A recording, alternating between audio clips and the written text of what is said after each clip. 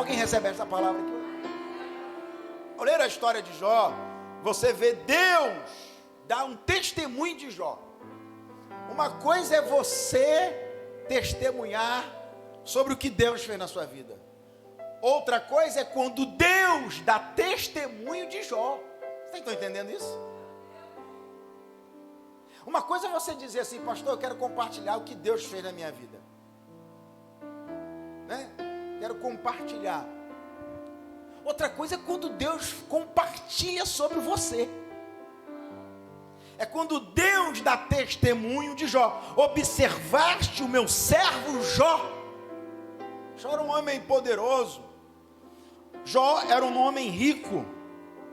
Alguns chegam a dizer que as posses de Jó, fizeram vários estudos ao longo da história, vários historiadores, que Jó chegou a ter um patrimônio gigantesco, de que só o gado dele, para poder caber em um lugar, precisava de todo o estado do Texas, para conseguir colocar todo o gado de Jó. Um estado inteiro precisava, de tão rico que ele era. O cara poderoso. O cara, ele tinha mais ou menos 3.000 camelos, 7.000 ovelhas. Pensa nisso. Naquela época, um homem muito rico, um homem muito poderoso. E Deus dá testemunho, que apesar de toda a riqueza dele, ele disse, olha, ele é um homem sincero. Ele é um homem reto. Ele é temente a Deus e ele se desvia do mal. Olha que testemunho lindo da história de Jó. E a gente pode aprender muito com Jó. A gente pode aprender muito com Jó. E com toda essa riqueza dele, ele era fiel a Deus. Ele amava a Deus. Porque muitas pessoas acham que o fato de você ser próspero, você pode se esquecer de Deus. Não. Ser próspero não afasta ninguém da presença de Deus. Ser próspero só revela aquilo que a pessoa já era. Da mesma forma, o caos revela muito de quem nós somos. Então, o fato de Jó ser próspero não afastou ele da presença do Senhor. Aí, mais à frente, você conhece a história, o próprio diabo diz para o Senhor, olha, mas também ele tem tudo, ele não falta nada, ele é rico, ele é próspero, por isso que ele te serve. Você conhece a história de Jó. Jó perde tudo, toda a riqueza. A família dele entra num caos. Ele tem que enterrar os seus filhos. Uma guerra. Mas o que Deus está falando de Jó não é daquilo que ele tinha, mas era daquilo que ele era. O que me chama a atenção é que Deus não está falando das posses de Jó. Deus está falando da essência de Jó. Porque quando a gente fala de Jó, já reparou que as pregações são assim, ó, ele tinha isso, perdeu e Deus deu em dobro. Não é essa? Essa é a pregação de Jó. A maioria das mensagens que nós ouvimos sobre Jó, não estou criticando ninguém não, é que muitas das vezes ele perdeu e Deus deu em dobro. Olha o que Deus fez, não é isso? Mas o texto está dizendo não daquilo que Jó possuía, mas da essência que ele carregava, do ser humano que ele era. Olha o que Deus está falando, olha a característica. Olha, meu servo Jó, ele é sincero, ele é reto, ele é temente a Deus e ele se desvia do mal. Não está falando nada de posse, não está falando nada de dinheiro, não está falando nada de prosperidade, está falando de essência.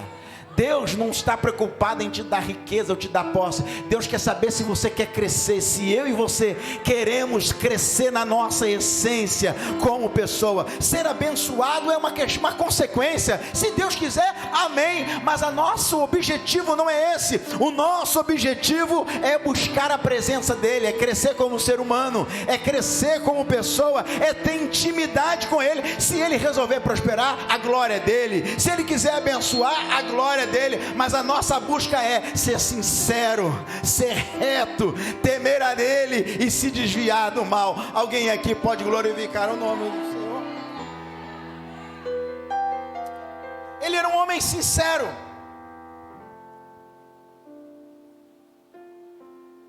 A palavra sincero no hebraico também vem da raiz chamada tamar, que quer dizer satisfeito, completo e realizado. pessoa sincera, no hebraico, é uma pessoa completa, satisfeita. É uma pessoa realizada. Agora, a palavra sinceridade no latim tem algo muito interessante. A palavra sinceridade no latim é sincera, que é da palavra chamada sincera. Por quê? Porque na antiguidade os artistas usavam máscara.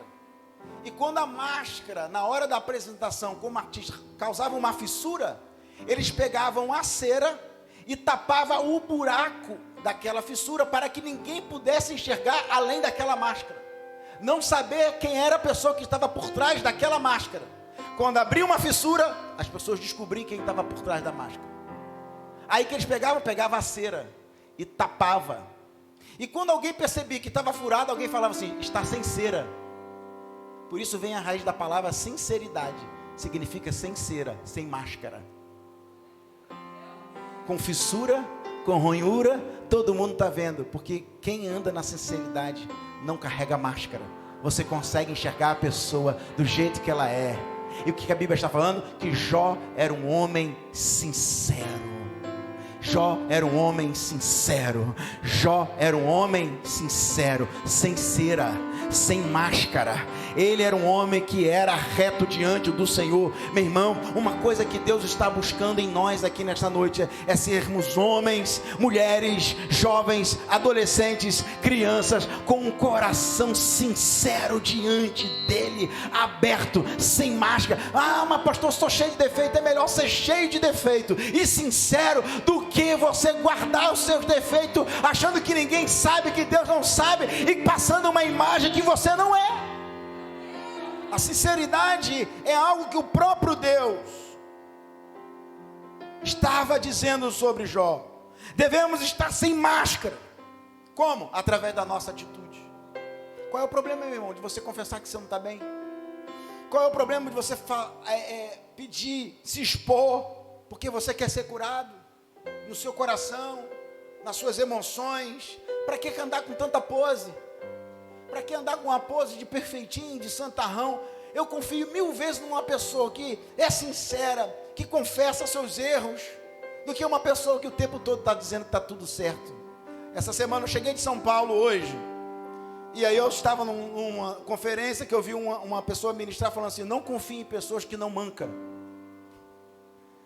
Não confie em líderes que não mancam, ou seja, não confie em pessoas que não têm defeito, que não erram. Todos nós temos defeito, mas uma coisa nós temos que acompanhar: toda pessoa que tem defeito e manca precisa ser sincero, sincera diante do Senhor. Tem alguém comigo? Precisamos, como homens de Deus, mulheres de Deus, ser transparente diante do Senhor. Quando Adão peca, Deus vai na viração do dia conversar com Adão. Vocês estão comigo?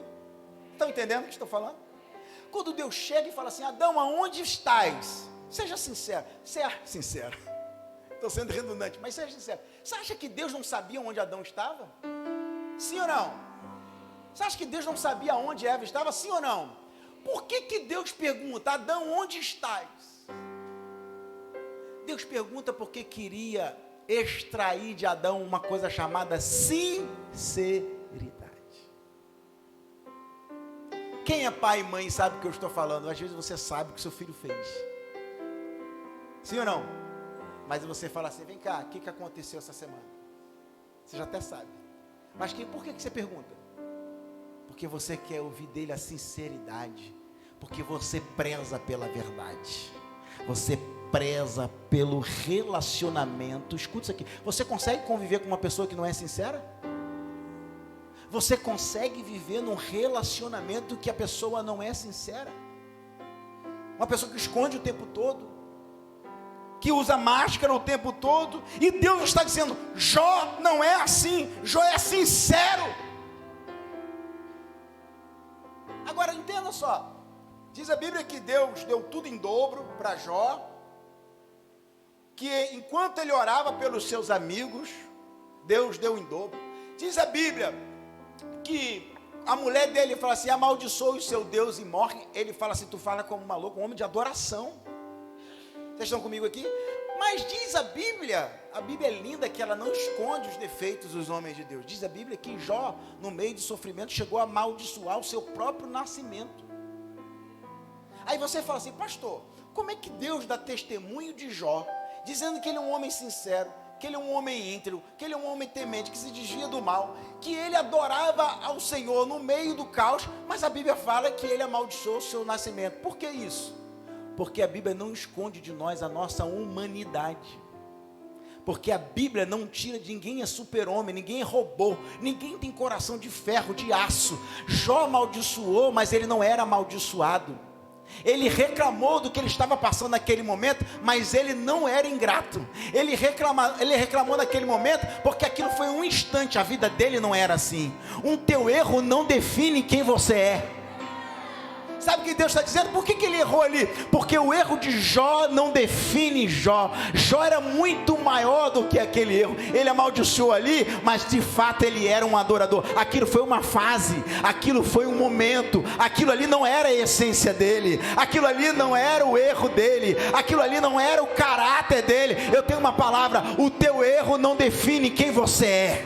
Se você errou lá atrás, se você errou hoje, você não é o erro que você cometeu hoje. Você é um adorador que nasceu para glorificar o nome do Senhor. Alguém recebeu essa palavra aqui hoje? Você não é o teu erro não te define. Você é maior do que o teu erro. Você é um adorador, você é um homem de Deus, você é uma mulher de Deus. Eu profetizo sobre a tua vida. Sabe por que eu estou falando isso? Porque muita gente carrega a culpa da sua vida inteira por causa de um erro que cometeu no passado. Mas tem o Senhor através dessa palavra, e eu quero profetizar: você é maior do que o teu erro. O teu erro foi um momento, a tua história vai até a eternidade. Aleluia! Eu sinto a glória dele aqui neste lugar. Você errou, você pecou, se arrepende, se coloca diante do Senhor. Você é maior que o teu erro. A tua história não será contada através do seu erro. A tua história será contada pela tua essência, pelo teu coração, pela tua história que caminha com Deus. Alguém recebe esta palavra aqui hoje? Eu quero profetizar aqui nesta noite. Deus está levantando uma geração de homens e mulheres que vão crescer na sua essência, serão sinceros, serão retos, vão se desviar do mal e vão ter temor de Deus. Alguém está comigo aqui nesta noite e pode reagir glorificando ao Eterno de Israel. Oh, glória a Deus! Ele era sincero. Diz a Bíblia que ele, além de ser sincero, ele era reto. Um homem reto é um homem equilibrado.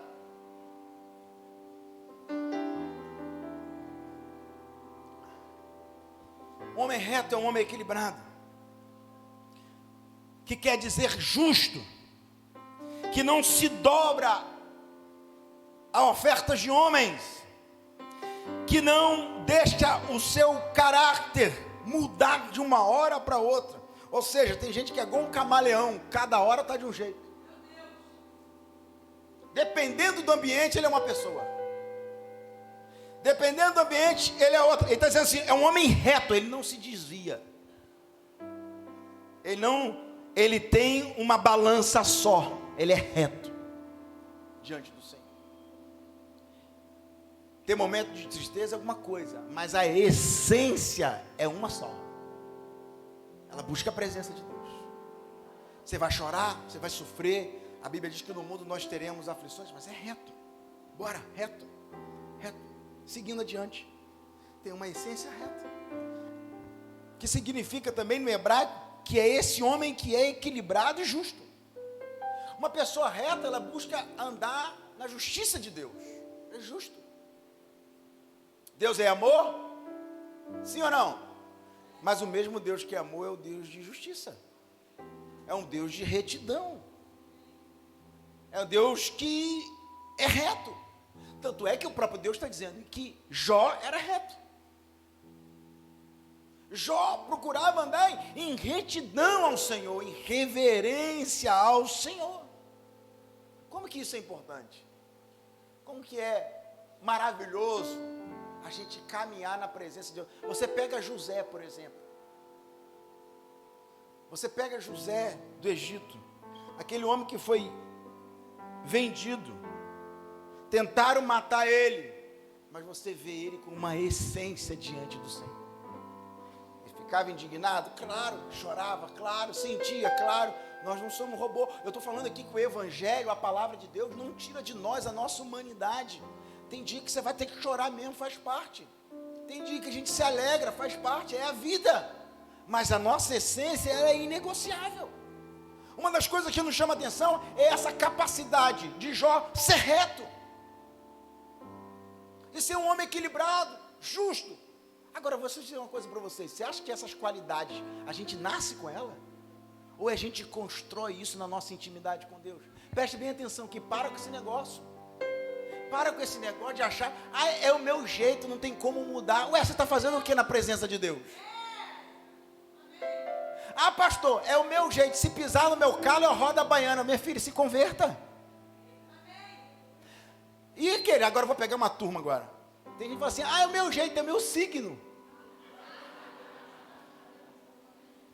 Crente crê em signo, irmão? Crente não é guiado pelo signo, crente é guiado pela palavra de Deus.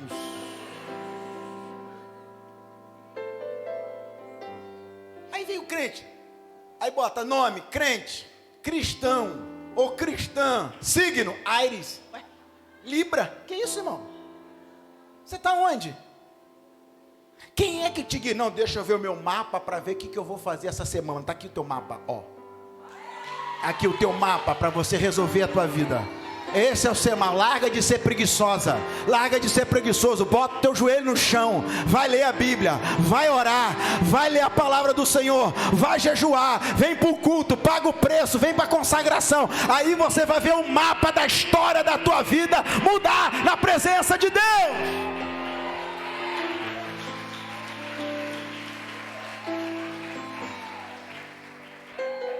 Aí você quer justificar a tua vida por causa disso? Você quer justificar os resultados? Você quer justificar o seu temperamento? Você quer justificar a sua personalidade para isso? Então o sacrifício de Jesus não serviu para nada. Quer dizer que o sacrifício de Jesus não serviu para nada. Quer dizer que a palavra de Deus não serviu para nada. Hoje o maior desafio é poder ter que converter crente agora. Esse dia alguém me perguntou, pastor, qual é o maior desafio hoje? O meu maior desafio hoje é evangelizar os crentes. Porque os crentes estão viciados em Big Brother, em vida de artista, em horóscopo. Os crentes, cada hora está de um jeito. Aí você tem que pregar o básico, voltar a jejuar, voltar a orar, voltar a ler a Bíblia, buscar a presença de Deus, buscar as práticas das primeiras obras. Quem está comigo, diga amém. Amém, irmão? Vou botar uns 2 seguranças ali. Vocês amam o pastor Inácio? Então manda um beijo assim. Te amo, meu pastor. Eu não acredito não. Não estou acreditando não. A Bíblia diz que ele era reto e temente a Deus. Ele tinha respeito profundo pelo Senhor. Ele era temente a Deus. Escute isso aqui, preste bem atenção nisso aqui.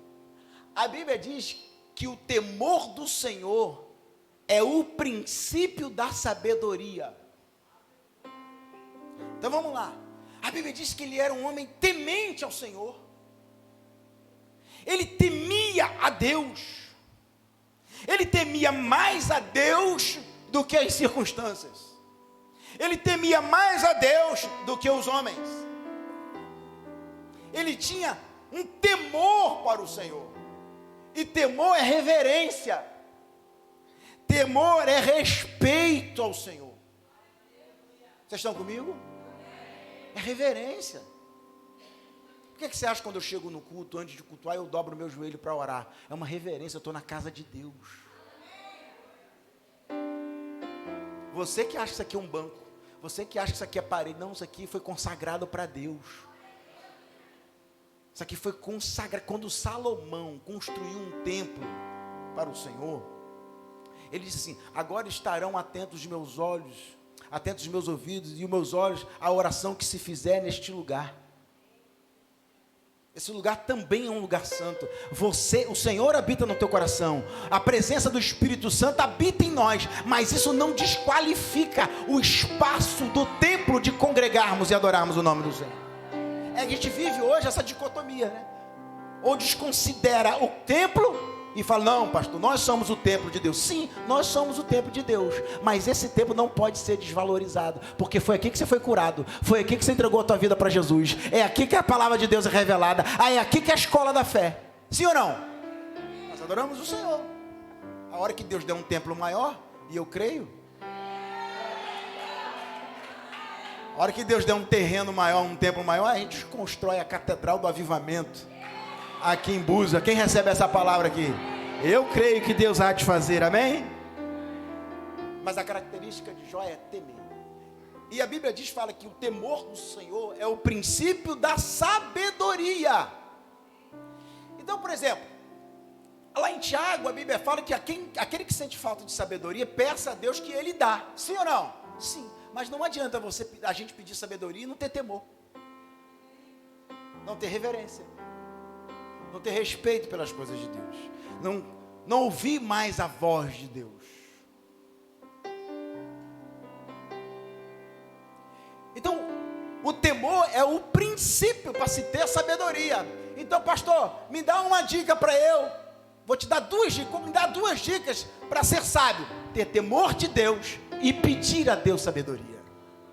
Agora, o que adianta eu não ter temor de Deus e falar assim, não consigo ter sabedoria para resolver as coisas? Claro, perdeu o temor. Agora, se o temor de Deus é o princípio da sabedoria, a falta de temor é o princípio? Precisa responder? Se o temor de Deus é o princípio da sabedoria, a falta de temor de Deus é o princípio do quê? Vou ser bem suave.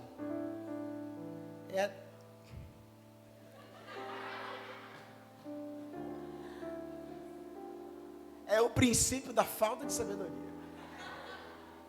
Sendo bem educado. Então, todas as vezes que a gente perde o temor de Deus, quando a gente não tem a reverência, a gente está deixando de ser sábio. Toda pessoa sábia é uma pessoa que teme a Deus. Ei, preste atenção aqui. Toda pessoa sábia, ela teme ao Senhor. Não é uma pessoa perfeita. Tem seus defeitos. Acabei de falar aqui. Você não é o teu erro. Você não é o teu defeito. Você é maior do que o erro. Você é maior do que o defeito. Nós somos maiores do que os nossos erros. Mas uma coisa que a gente não pode perder de vista é o temor a Deus. José falava isso: como que eu vou fazer mal ao meu Senhor? Temor. Ele estava preso, injusto, mas ele estava lá crente, servindo a Deus. Mas como é que um homem como José consegue ter revelações dentro da prisão? No meio da dor, no meio do caos, meus irmãos, percebe como que nós precisamos amadurecer? Deus falava com ele no caos, na dor, na aflição. A gente só quer ouvir a Deus quando tudo está dando certo, quando a presença de Deus está vindo. Não, meu, Deus vai falar com você na adoração, quando tudo estiver dando certo, quando você estiver prosperando. Mas quando você estiver passando na moenda, no caos, no deserto, Deus também estará ali com você, falando ao seu coração. Pega os hinos, pega os louvores antigos, foram escritos como? Na tribulação. Era escrito como? No caos.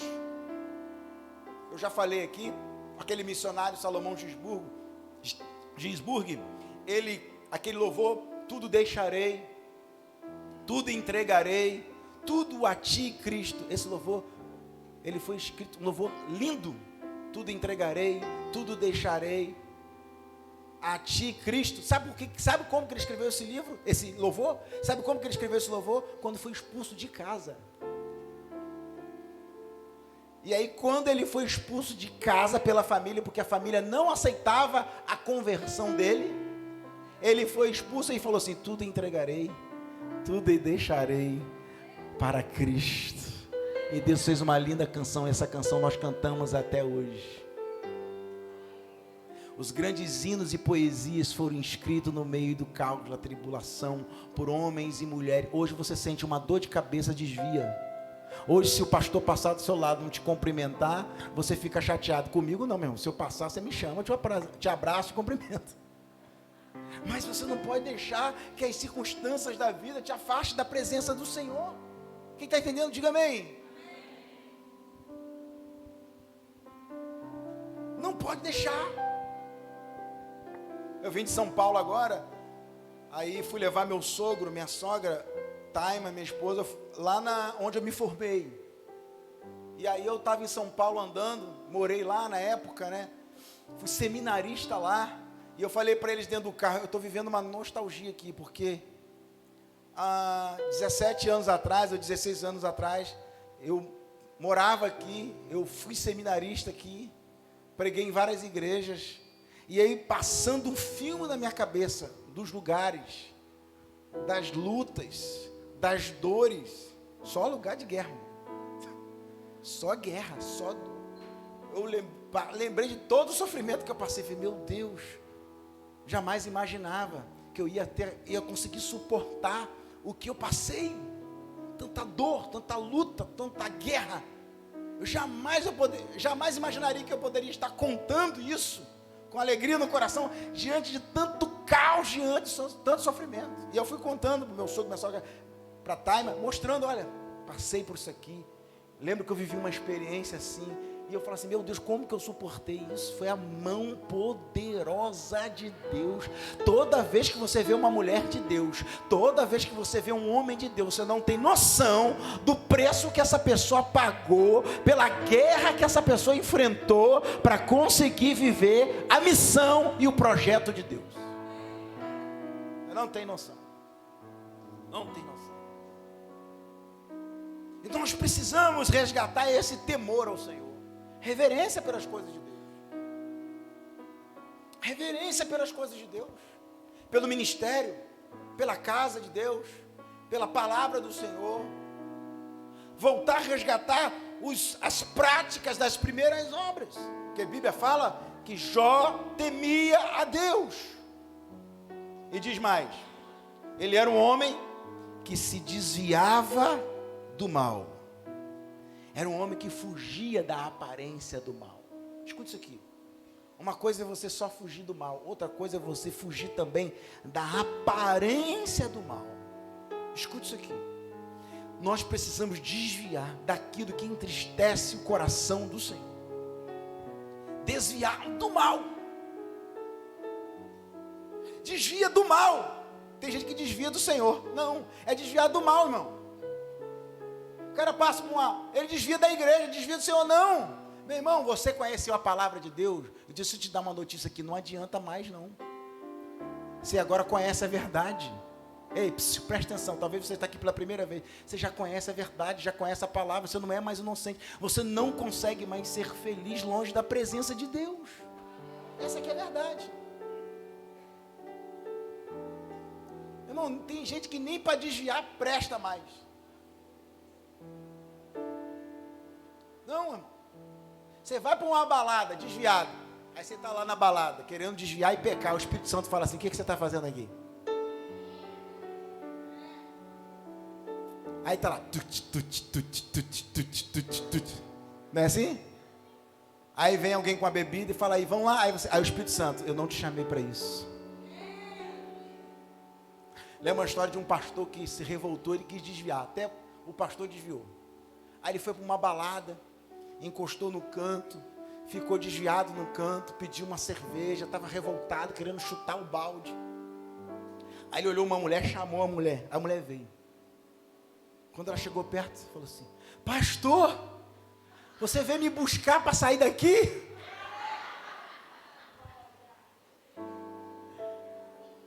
O pastor ficou assim, meu Deus do céu, tem crente que não serve para desviar. Ele tirou o boné, tirou a bebida e falou assim, uma coisa, eu vou voltar para os caminhos do Senhor. Vou voltar para os caminhos do Senhor. E voltou. Porque não adianta, uma vez que você conhece a verdade, Uma vez que você conhece a palavra, não tem como, meu irmão, é necessário permanecer na presença e se desviar do mal. Busca a presença do Senhor. Busca a presença de Deus. Ande na presença do Senhor. Por quê? Porque Jó era um homem que se desviava do mal. Ah, pastor, mas ele amaldiçoou seu nascimento, mas depois ele desviou dessa palavra. Ele foi adorar o nome do Senhor. Ele adorou a Deus no meio da dor. Ele adorou a Deus. Aquilo ali não foi uma sentença. Aquilo ali foi uma falha de um momento, mas não foi a falha da sua história. Foi a falha de um momento, mas isso não foi a falha da tua vida, da vida dele com Deus. Ele superou, ele se arrependeu, e diz a Bíblia que ele adorou ao Senhor. Ele disse: se eu recebi o bem de Deus, por que eu não posso receber o mal de Deus também? Bendito seja o nome do Senhor. O meu Redentor vive e por certo se levantará. Ele orou pelos seus amigos precisando de oração. Ele orou pelos seus amigos precisando de oração. É sempre assim. A hora que a gente mais precisa, a gente é mais solicitado. A hora que a gente mais precisa, mais procura gente, mais pessoas nos procuram pedindo ajuda. Por quê? Porque não é você que dá, é Deus na sua vida que libera a bênção. É dando que você recebe. Não é você que faz, é Deus através de você. É quando eu estou fraco, é aí que eu estou forte. Porque o poder de Deus se aperfeiçoa na fraqueza. Ah, meu irmão, pastor, mas eu estou fraco, por isso que eu oro porque eu sou fraco mesmo, irmão. Eu leio a Bíblia porque nós somos fracos mesmo. O problema é que a nossa força não é nossa, a nossa força vem dele. Quando eu estou fraco, aí é que eu estou forte, porque o poder de Deus se aperfeiçoa na nossa fraqueza. Então não se incomode porque você é fraco, não, a nossa força vem dele. Nenhuma pessoa que você vê de pé é forte por causa dela. Ela está de pé porque a bondade, é a misericórdia, é a graça de Deus sobre ela. Nenhuma pessoa que está de pé é uma pessoa que confia em si, é uma pessoa que confia em Deus. Uma pessoa forte, com coragem, é uma pessoa que decidiu confiar na mão do Todo-Poderoso. Você vai assim: que pessoa inteligente, que pessoa forte. É porque aquela pessoa, irmão, ela desistiu dela mesma para acreditar naquilo que Deus tem na vida dela. Eu estava até ouvindo agora na conferência que eu estava em São Paulo. Interessante isso, né? Às vezes a pessoa vai escolher uma profissão e fala assim: qual é a profissão que dá mais dinheiro? E aí vai estudar para ganhar mais dinheiro. Você acha mesmo que o nosso chamado é isso, irmãos? Você acha que a nossa vida é isso? Você tem que perguntar para Deus: Deus, qual é a carreira, qual é a profissão que o Senhor quer usar para eu ser instrumento na vida das pessoas? O Senhor quer que eu seja um médico, uma médica, para que através dessa carreira eu seja um instrumento de bênção na vida dessas pessoas? O Senhor quer que eu seja uma psicóloga, um psicólogo, para que através disso eu possa ajudar pessoas? Quer que eu seja um pastor, uma pastora? Só quer que eu seja o que? Um empresário, uma empresária, porque através da minha empresa eu posso ser um investidor do reino de Deus. Você tem que buscar clareza sobre a sua profissão, buscar clareza sobre a sua carreira, porque através daí Deus quer te usar como uma missão de vida. Seja lá a carreira. O Senhor quer que eu seja uma professora, um professor que através de você vai abençoar outras crianças, jovens e adultos? Entenda o seguinte: o mal vai aparecer no nosso caminho. Entenda o seguinte: o mal vai atravessar o nosso caminho, vai surgir lá na frente, mas a Bíblia fala que nós devemos nos desviar da aparência, fugir da aparência do mal. Escute o seguinte: a gente resiste o diabo e ele fugirá de nós, mas o mal a gente sai. O mal a gente vaza. O diabo a gente resiste, mas o pecado, a tentação a gente foge. O diabo a gente ora, jejua e ele foge. Agora, quando o mal aparece no seu caminho, você sai. Aquilo que vai te levar para o pecado, aquilo que vai te levar ao erro, você tem que fugir. Ah, mas eu sou mulher de Deus, eu sou homem de Deus. Não tem problema, foge. Foge da aparência do mal. Ah, mas são meus amigos, eles estão bebendo, mas eu não vou beber. Foge. É o contrário, em vez de você ir lá para a roda de bebida, você que tem que trazer eles para a roda da presença de Deus. Quem está entendendo, diga amém. Mas entenda, fugir da aparência do mal, se desviar do mal. Não deixe que o mal tire a pureza do seu coração. Não deixe que o mal tire a tua vida de santidade, a inocência de ler a palavra, de buscar com pureza de coração a presença do Senhor. Quando eu falo da minha avó aqui, já falei isso aqui em várias pregações, é ver uma mulher com mais de 30 anos na presença do Senhor, ou até mais do que isso, mas com aquela pureza de buscar a presença de Deus. Que coisa linda! Como que eu aprendo com gente assim? Quando eu olho vó Ilma, eu falo assim, meu Deus, vejo vó Ilma orando, vejo vó Ilma compartilhando, a minha amiga de zap, ela. Vó Ilma é minha amiga de zap, ela compartilha comigo, ela me dá o relatório da pregação. Você sabe que essas pregações que eu ministro aqui, depois vai para o meu canal no YouTube, né? Aí, vai na lista de transmissão, ela assim, pastor, o bom da vó Ilma é que eu nunca, toda a minha mensagem é maravilhosa. Né, vó Ilma? Toda mensagem é uma benção. Ela fala, pastor, que mensagem maravilhosa. Se eu mandar essa mensagem para ela daqui uma semana, parece que ela nunca ouviu essa mensagem. Ela fica impactada de novo. Que bênção, para mim é uma maravilha, é uma motivação para mim. Mas como você encontra pessoas assim, que está anos, igual a vó Ilma, fundadora desta igreja, mas se alegrando na presença do Senhor? Ainda isso aqui é uma novidade para ela, sabe? De estar na presença do Senhor, de estar na graça de Deus. Esse dia eu estava tomando café com a vó Ilma ali, ela com os olhos cheios de lágrimas, ela falou assim, pastor, eu tinha preocupação de eu partir e não ver mais essa presença na vida da igreja. E hoje eu estou feliz, porque eu posso sentir a presença de Deus aqui na igreja. Olha que pureza, gente. Olha que coisa linda. Vocês estão entendendo isso? Quem está entendendo, diga amém. Coisa linda a gente estar numa reunião de oração e a presença de Deus nos visitando aqui, ó. A glória de Deus, numa reunião simples, com 10, 20, 15 pessoas, e a presença de Deus vindo sobre.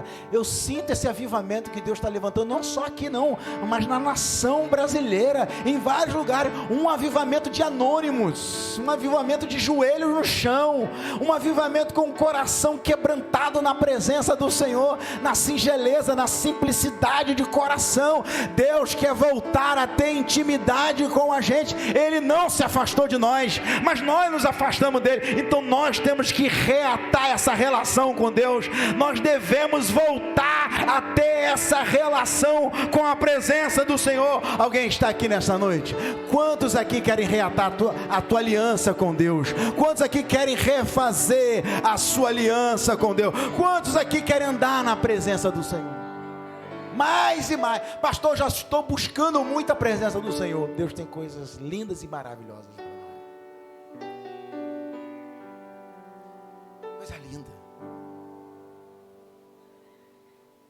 Coisa linda é crescer na nossa essência. Veja que nós não falamos nada de você ter, mas de ser. Amém? Você vê que nós não falamos nada aqui hoje na palavra de você ter. Não. Ter não deve ser nem a nossa motivação, mas ser. Ser reto.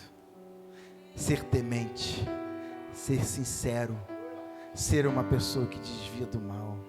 Ah, pastor, mas eu quero ser próspero. Se Deus quiser te abençoar, amém. É um bônus ser mais próspero. E se Ele não quiser te dar nada, você já é próspero. Sabe por quê? Prosperidade não é ser rico. Tem muita gente rica que não é próspera. Conheço gente milionária que não é feliz. Prosperidade é suprimento de necessidade. Deus vai suprir todas as nossas necessidades. Você crê nisso? Se coloque de pé, nós vamos orar.